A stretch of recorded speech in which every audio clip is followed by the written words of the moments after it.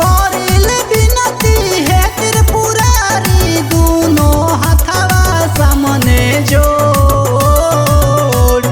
रहे सावर चाहे गोर कनिया दे दीह बिछोड़ रहे सावर चाहे गोर दुल्हन दे दीह बिछोड़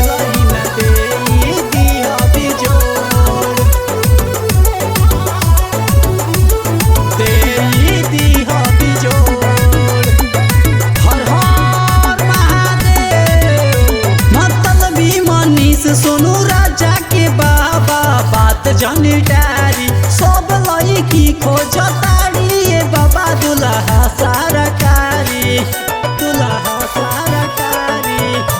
मतलबी मनीष ऋषु राजा के बाबा बात जानी डारी सब लड़की खोज तारी बाबा दुल्हा सरकारी रखे सवाल कुशवा के ऊपर बाबा नजरी रहे सावर चाहे गोर कनिया दे दीह बिजोड़ रहे सावर चाहे